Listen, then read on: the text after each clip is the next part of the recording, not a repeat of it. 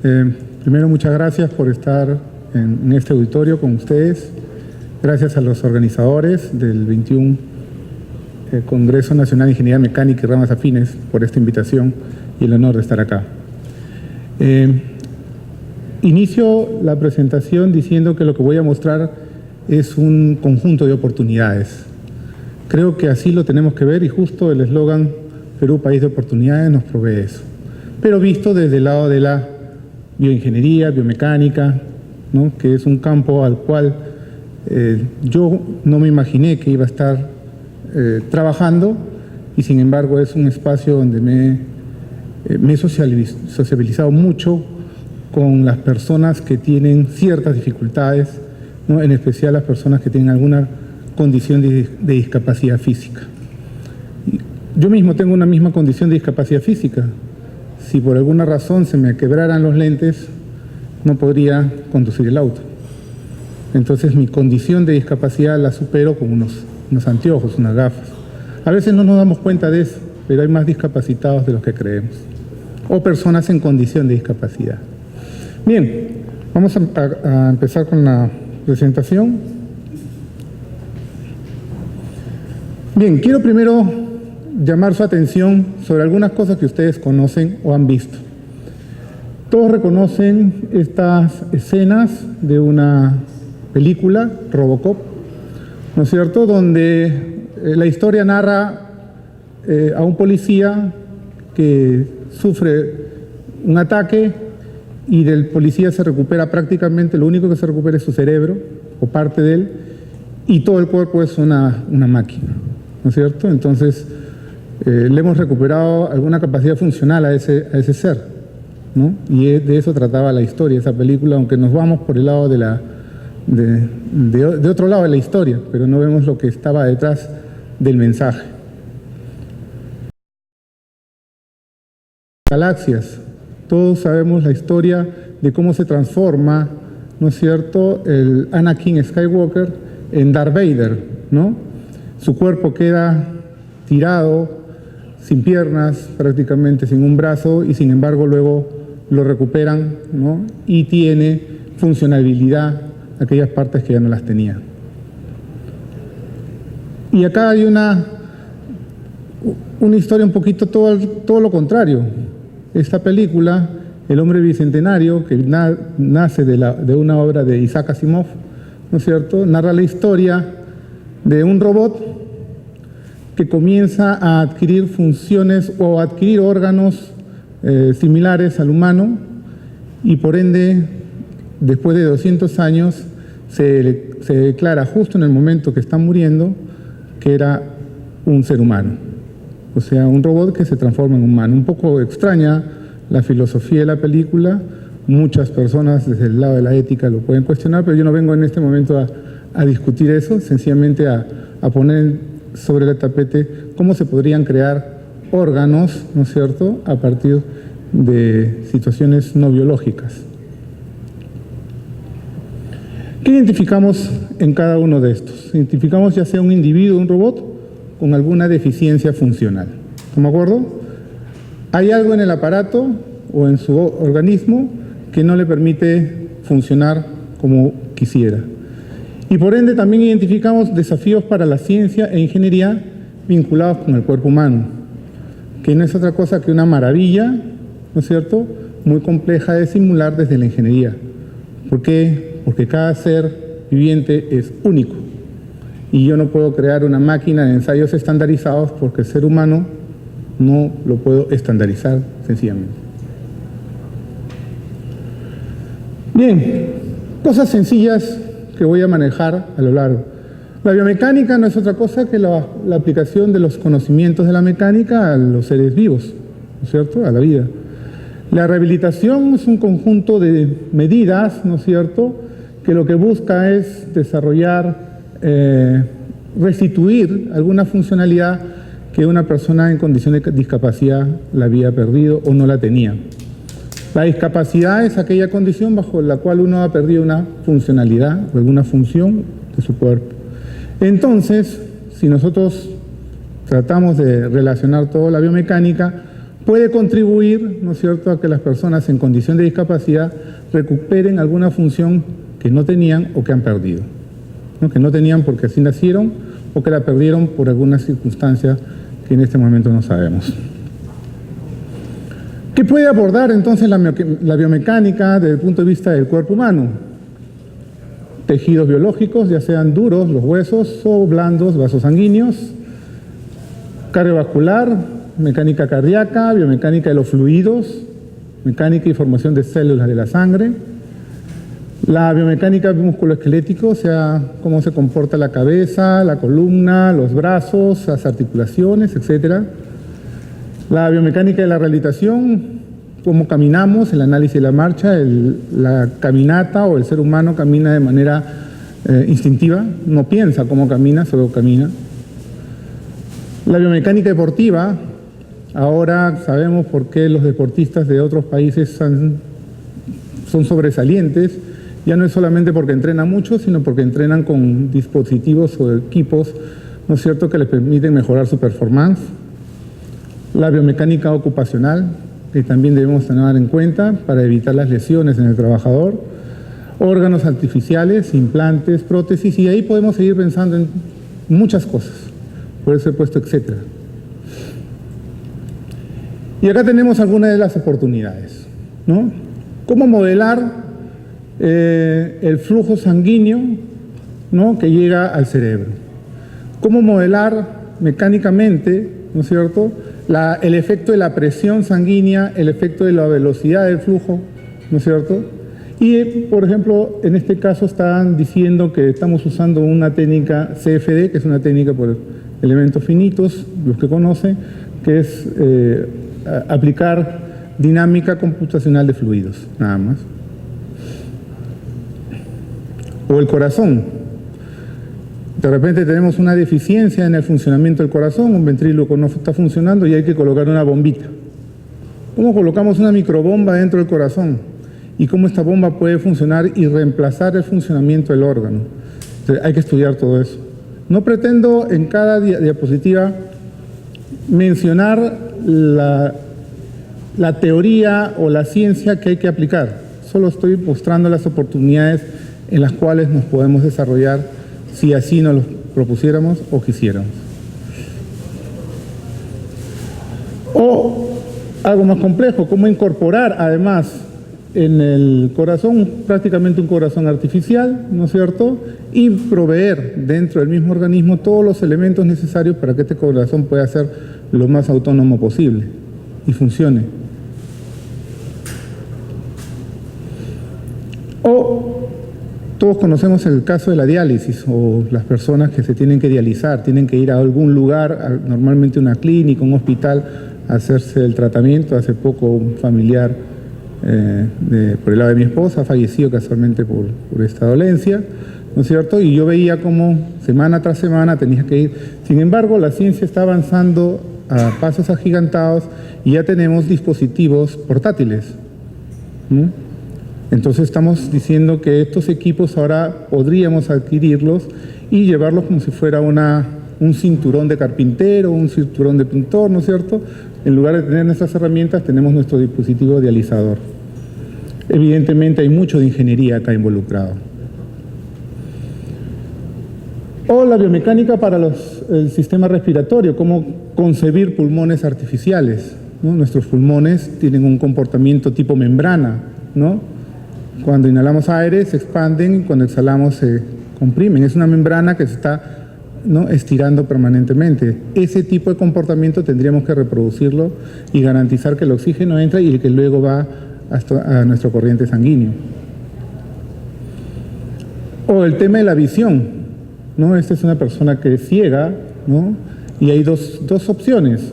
O le colocan un ojo que tiene un chip que se conecta directamente al sistema nervioso, al sistema donde se aloja lo que captura la vista, o sencillamente en el lente, en la parte central, tiene una cámara, ¿no? Y todo esto tiene que ir a la parte posterior, que es donde está la recepción de las señales visuales, para que el cerebro las pueda interpretar. Evidentemente hay una fase de entrenamiento, porque la persona puede estar captando algo y no sabe qué está captando, ¿no? Entonces, todo esto ya existe y hay una técnica, una ingeniería detrás de la misma. O todos sabemos que el aparato auditivo también puede perder una función, ¿no es cierto? Y normalmente ya conocemos algunos aparatitos que nos ayudan, pero este es otro muy diferente. En la parte central, ¿no es cierto? Aquí se está conectando otro elemento que se conecta adicionalmente hacia el aparato neurológico nervioso de nuestro sistema auditivo. Entonces, algo más complejo, más desafiante. Estamos hablando ahora de micromecánica, microingeniería o nanoingeniería, ¿no? Cosas a nivel nanométricas. O cómo estimular eléctricamente al cuerpo para recuperar una función que se había perdido. El cerebro a veces no es capaz, por alguna razón, sufre un daño neurológico y no sabe cómo dar una instrucción a la mano izquierda. Entonces lo que puedo hacer es cómo electroestimular al músculo, porque de repente el problema es de la conexión del cerebro hacia la mano, pero la mano sí siente, no le puede dar la información nada más. Entonces, el estimulo, o sea, hago estimulación eléctrica del músculo y el músculo comienza a entrenarse y aquí evidentemente hay una fase de entrenamiento siempre. O biomecánica en las articulaciones. ¿Cuántas lesiones sufren los deportistas, ¿no es cierto? ¿Y cuánto podemos aprender de los ángulos de movimiento del tobillo, sencillamente? Y acá hay un ejemplo muy típico, las mujeres. Las mujeres les gustan estar con tacos altos y sufren bastante. Entonces, se puede estudiar todo este comportamiento y a través de eso diseñar zapatos, ¿no es cierto?, que les permita tener el taco alto, ¿no?, y que logren aliviar ese problema en los tendones, en los músculos o en las articulaciones de los huesos, ¿no? Es cuestión sencillamente de entrar a estudiar y navegar. Por eso he dicho, conjunto de oportunidades lo que estoy mostrando. ¿Cuántas cosas podemos hacer? O rehabilitadores de tobillo, ¿no? Acá hay algunos ejemplos de universidades, la Universidad de Rutgers o la Universidad Politécnica de Milano, ¿no es cierto?, que lo único que hacen es entrenar el movimiento de nuestro tobillo en lugar de que lo haga un terapeuta. Porque un terapeuta, ¿no es cierto?, físico, va a ustedes, les coge el pie y lo comienza a mover durante un cierto tiempo y tiene que mantener una cierta frecuencia, ¿no es cierto?, de movimiento y también un cierto ángulo de repetición. Pero se cansa, estas personas se cansan y lo pueden hacer con la primera, con la segunda, pero después de 3 horas de estar en ese plan, sencillamente no es lo mismo. Y lo que yo he escuchado es que sencillamente atienden a los que identifican que se recuperan más rápido.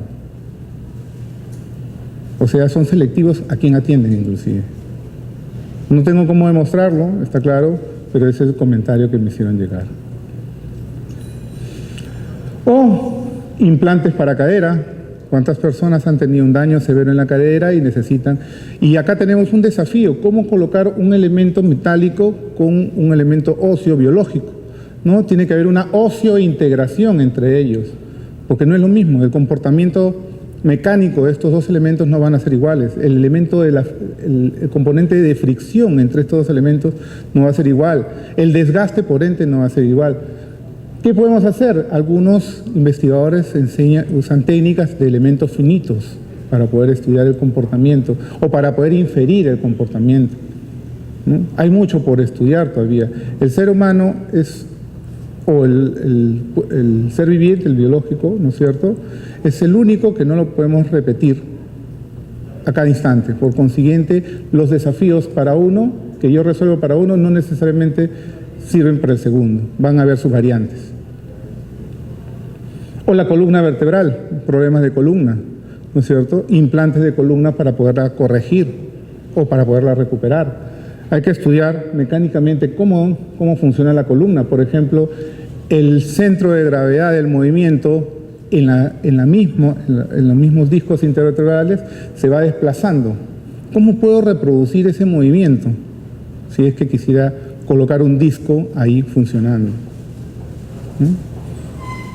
Hay muchos desafíos, hay muchas investigaciones que nos dicen cuáles son los ángulos de movimiento, ¿no? Y hay que comenzarlas a a usar para el propósito que queramos. Y bueno, habrán empresas que se dedicarán a desarrollar productos, ¿no es cierto? Acá hay algunas iniciativas, en realidad hay una, principalmente un doctor, no me acuerdo su apellido, que está trabajando mucho sobre implantes, ¿no? Pero a veces no logra el apoyo que se requiere para estas cosas. ¿Por qué? Porque también faltan equipos de laboratorio donde probar todos estos implantes y estar llevando los implantes, lo que él desarrolla fuera del país, es todo un desafío también. Estudiar la marcha humana, ¿no es cierto? ¿Cómo caminamos? ¿Cómo recuperar la forma de caminar en una persona que no la perdió o que tiene una distorsión en su caminar por cosas que no conocemos? Y eso nos lleva a conceptos de equipos de rehabilitación, ¿no es cierto? No solamente de asistencia para que una persona camine, sino equipos que permitan rehabilitar nuestra forma de caminar, ¿no? Y caminar de manera correcta, ¿no? Hay equipos que les llaman de pie plataforma, que lo único que mueven es el pie y no garantizan el movimiento de toda la pierna completa. En la Universidad Católica desarrollamos un producto gracias al financiamiento de FinCit, ¿no? O sea, gracias al aporte del Estado y del Banco Interamericano de Desarrollo y evidentemente también a la contribución de la Universidad Católica, ¿no? Desarrollamos un simulador de marcha que nos ha permitido dar un acercamiento sobre esto. Evidentemente es un prototipo, no es un trabajo, no es un producto comercial. O exoesqueletos, ¿no? Exoesqueletos que son armazones electromecánicos que se ponen en todo el miembro, que permiten a una persona con paraplegia, ¿no es cierto?, como están acá, caminar, ya sea asistida porque tiene unos bastones o sin necesidad de que tenga un bastón, ¿no? Entonces son desafíos grandes, porque por ejemplo acá, si voy a colocar un motor y tengo que controlar el motor, por lo menos debo evitar que el motor, con el giro del motor, le rompa la pierna a la persona, ¿no? O sea, tengo que tener mucho cuidado, o sea, tiene que haber un sistema de control siempre redundante que permita garantizar, ¿no es cierto?, el funcionamiento, ¿no?, del sistema. Y evidentemente, antes de ponérselo a una persona, se lo pondría a un maniquí, ¿no? O sea, hay mucho de ética también, porque estoy interactuando con el ser humano. O todo lo que se llama prótesis robóticas. Entonces, el análisis de marcha me permite también, ¿no es cierto?, desarrollar prótesis robóticas porque estoy reproduciendo la forma de caminar. Y ahí hay seguro microcontroladores, componentes especiales, ¿no?, desarrollos materiales muy particulares, porque estas prótesis robóticas, si las hacemos de acero, evidentemente pesan mucho, ¿no? Y si las hacemos de aluminio, de repente son muy grandes, ¿no? Entonces tenemos que buscar el material que sea ad hoc para esto, ¿no? O rehabilitadores de miembro superior. Ahora nos vamos a la parte superior, ¿no? Muchos prefieren a veces trabajar en miembros superiores y es muy fácil saberlo por qué. Porque en los miembros superiores, o sea, en los brazos, las fuerzas son menores que en las piernas. Las piernas soportan todo un cuerpo. En los miembros superiores, básicamente soporto el peso de mi brazo. En cambio, las piernas soporto el pie. Entonces, muchos investigadores trabajan primero en miembros superiores que en miembros inferiores. Y así como habían rehabilitadores, también tenemos exoesqueletos que buscan recuperar una funcionalidad o, si no, darle otra funcionalidad, mejorar las capacidades del ser humano, ¿no? De repente con ese esqueleto puedo cargar una piedra de gran tamaño que cayó de una iglesia durante un terremoto como ocurrió en Pisco. ¿Cuánta gente quedó enterrada y no se pudo retirar sencillamente porque la maquinaria no llegaba? De haber tenido un dispositivo portátil que pudiera yo usarlo y que ampliara mis capacidades, podría quizá haber hecho una mejor labor, ¿no? O sencillamente ya prótesis para miembros superiores, ¿no es cierto? Cómo reproducir todos los movimientos del brazo, que son bien complejos, ¿no? O sea, nosotros no solamente movemos el brazo de esta forma, como la estoy reproduciendo, ¿no? También hacemos esto, también podemos hacer esto. ¿Cuántos movimientos tiene el brazo? Yo recuerdo un compañero donde yo estaba haciendo el doctorado, que fue a llevar un curso de biomecánica del movimiento de la mano. La mano tiene 40 movimientos que puede lograr. Y nosotros ni los hemos contado siquiera. O, como dije, biomecánica deportiva para poder mejorar el rendimiento de un deportista, ¿no? También, ¿por qué no? Hay muchas técnicas de análisis de movimiento, ya sea para fútbol, ¿no? Ya sea para golf, voleibol, deporte que ustedes gusten. Para todos hay una técnica. Ustedes habrán escuchado de esta persona que fue acusada por haber asesinado a su esposa, ¿no? Victorious es una persona que no tiene miembros inferiores o los tiene parcialmente. Sin embargo, es un atleta que con unos dispositivos, ¿no es cierto?, unas especies de pies, ¿no?, pies falsos, puede correr y lograr grandes velocidades, ¿no? Y no hay nada ahí electrónico. Todo es desarrollo del material, ¿no? Hay una ingeniería de materiales ahí muy profunda, ¿no? Cómo recupera, puede tener resistencia, ¿no?, elasticidad, ¿no?, acumular energía y liberarla.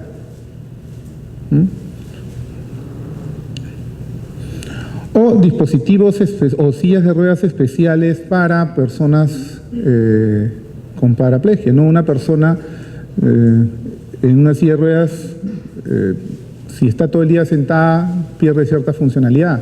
Por ejemplo, está en una biblioteca y quiere agarrar un libro que esté en una parte alta, no podría. Entonces, ¿por qué no proveer a la silla de ruedas de un dispositivo que le permita alcanzar la posición bípeda? Inclusive de esta manera también podría entrar a un centro comercial, ¿no es cierto?, y agarrar los productos que están en los estantes en las partes altas. ¿Cuántas veces he visto a personas con discapacidad entrando en sillas de ruedas y sencillamente se sienten a veces cortas de pedirle a uno, por favor, alcánzame el producto que está ahí, porque también tienen vergüenza de molestar cuando no deberían tenerla? Lo siente. O dispositivos para poder subir por algunos medios complicados, que pueden ser escaleras, ¿no es cierto?, o escalones. Nuestro país no es un país donde, me refiero al Perú, y muchos países de Latinoamérica pasa lo mismo, donde pensemos en la accesibilidad de las personas, por lo tanto no en todos lugares hay rampas, ¿no? ¿Cuántas veces he visto sillas de ruedas caminando por la pista, como si fuera un auto más, con los riesgos que esto significa? Otros tipos de sillas de ruedas que, por ejemplo, tienen una mayor autonomía. De repente la persona solamente puede mover la cabeza y con el movimiento de la cabeza le dice a la silla de ruedas cómo moverse, a qué velocidad, en qué dirección, ¿no? Hay que ir estudiando todas estas cosas. O sillas de ruedas para una realidad muy propia, que tienen 3 características diferentes y cómo integrar esas 3 características en un único producto. Este fue también un proyecto que hicimos en la universidad con la colaboración de una empresa. Fue un proyecto financiado por Fidecon, ¿no?, de obtener un único producto que permitiera tener varias características. Cada producto de manera independiente, importarlo, tiene un valor promedio de $3.000. Cada producto. Algunos de repente 2.000, otros 5.000, según sea el caso. Un producto como este, el empresario espera que cuando salga al mercado esté bordeando los 5.000, 6.000 soles. Imagínense cuánto se ahorra. Y por eso vemos que en las calles los niños con problemas neurológicos a veces están en sillas que no están ad hoc para ellos. Manos, un desarrollo, una colega estuvo desarrollando una mano con señales mioeléctricas, o sea, los músculos generan pulsos eléctricos y los pulsos eléctricos, cuando los puedo controlar, ¿no es cierto?, puedo darle órdenes para poder mover otros dispositivos de poca capacidad. Hemos hecho proyectos. Gracias a los proyectos que hemos tenido, hemos logrado hacer proyectos con la Universidad de Brasil y con la Universidad de Montpellier, ¿no? Hace un rato hablaba la doctora Elizabeth sobre cómo hemos crecido, y yo doy fe de ello, soy testigo de ello. Cuando yo regresé al Perú en el año 2002, hacer proyectos era prácticamente un sueño, era una lucha, todo el mundo te decía que no se podía, ¿no? 10 o ya 12 años después, yo veo que la realidad es otra y ya no tengo ni siquiera tiempo para hacer más proyectos. Más bien ahora lo que estoy haciendo, que es algo que sí transmito como idea, es crear capacidades para que los jóvenes hagan proyectos. Ahora estoy mirando con otra visión. Creo que ahora son los jóvenes los que tienen que comenzar a pensar en proyectos y ellos tienen que entrenarse. Al inicio se equivocarán, pero luego aprenderán. Esa es otra. Estoy conformando un grupo son 8 áreas temáticas, ¿no es cierto?, donde estoy entrenando a jóvenes que de repente pueden ser los líderes del mañana, no lo sé, pero que van a vivir una realidad diferente, porque yo puedo decir que en 12 años ha cambiado. Para ellos, en 10 años más también habrá cambiado para mejor. Y un colega trabajó con la Politécnica de Madrid sobre teleoperación robótica usando interfaces hápticas, no sé, la capacidad sensorial de nuestra piel. En este momento también tenemos otro proyecto financiado por el FinCit, ¿no?, para desarrollar un exoesqueleto, ¿no? No puedo mostrar realmente lo que en este momento tenemos por una cuestión de propiedad intelectual, ¿no? Lo que estoy mostrando son documentos previos que no se parecen a lo que ahora tenemos, ¿no? Pero por cuestiones de propiedad intelectual no puedo mostrar. Y con la empresa que hicimos la silla de ruedas, estamos haciendo ahora rehabilitadores para caminar, muy similares a como son estas fajas para caminar, para entrenar. Evidentemente, lo que sí debe lograr es el movimiento de la trayectoria del pie, ¿no? ¿Qué más tenemos en la universidad?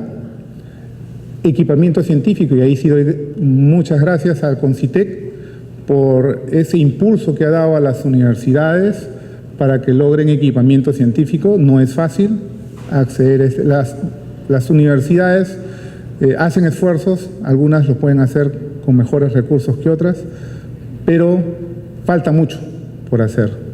Y el CONCITEC sí ha dado un paso importante, y el gobierno, por ende, ha dado un paso importante en esa dirección, ¿no? Yo puedo decir que he hecho cosas que mis profesores en Chile ya no la pueden hacer. Porque cuando he hablado con ellos, me dicen, no, ya, estás pasando, me dijo. La diferencia es que ellos publican más que nosotros. Esa es otra cosa. Pero ya habrá un momento en que podamos alcanzar esos niveles. Es cuestión de tiempo, nada más, ¿no? La competitividad es para todos. Y entonces los equipos que estamos adquiriendo son un robot hexápodo que permite que este elemento tenga 6 grados de libertad y además que respecto al eje vertical pueda girar 180 grados, ¿no? Y puedo estudiar todo tipo de comportamiento biomecánico de una persona, ¿no? O plataformas de fuerza, que no es otra cosa que una especie de balanza sobre las cuales uno camina y permite determinar cuál es la fuerza con la que estoy pisando. Y si a eso le sumo que tengo unas cámaras para detectar el movimiento, complete el ciclo. No solamente tengo la cinemática del movimiento, sino también tengo las fuerzas del movimiento y por lo tanto tengo la mecánica del movimiento del cuerpo humano. Y claro, a mí me llamó la atención hace poco, unos 2 meses atrás, cuando se me acercaron de la Asociación de Caballos de Paso Peruano. ¿Por qué? Porque ellos quieren una técnica de juzgamiento del caballo de paso peruano. Entonces quieren estudiar la biomecánica del caballo de paso peruano. ¿Por qué? Porque las personas que son amantes de esto presienten que están introduciendo caballos que no son de paso peruano y una vez que comiencen a mezclarse, nadie se va a dar cuenta qué es lo que va. Y quizá perdamos de aquello que ahora nos orgullecemos, ¿no? Entonces quieren proteger la raza, como se dice.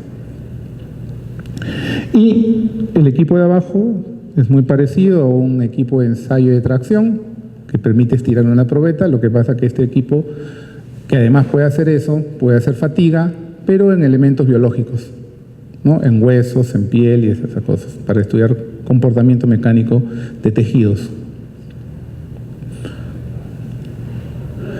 Pretendemos lo que se hace en muchos lugares, porque son oportunidades, que ya cada vez yo las veo más cerca. De repente no sé si yo las disfrutaré, pero por lo menos sé que las generaciones que vienen detrás de mí sí las van a gozar. Y la ingeniería es multidisciplinar, por si acaso. Y ya no es solamente disciplinar en la ingeniería misma, sino que ahora tenemos que interrelacionarnos con los psicólogos, con los médicos, con otras profesiones. O sea, estamos ante retos, si estamos hablando del ser humano, ante retos que van más allá de la ingeniería. Y tenemos que saber relacionarnos íntimamente con los otros, porque es un ser humano al que estamos afectando. Ustedes no se imaginan cuántas veces familias han tocado a la puerta de mi casa y decirme, doctor, ¿me puede ayudar con el problema de mi hijo? Y yo le digo, perdón, yo no soy doctor en medicina. Porque todos sabemos que a los doctores los conocen porque son o abogados o médicos. Pero a los ingenieros, no. Entonces confunde el común denominador de la gente, cree que yo soy el doctor de medicina y que puedo ayudar a su hijo. Y lo único que puedo lograr es un producto funcional, pero yo no puedo validarlo médicamente. Eso lo tiene que hacer un especialista en medicina. Y después lograr que las condiciones y normativas en el país permitan que ese equipo se pueda desarrollar, porque tampoco están las normativas hechas para productos de esta naturaleza. O sea, hay mucho todavía por trabajar. Muchas gracias.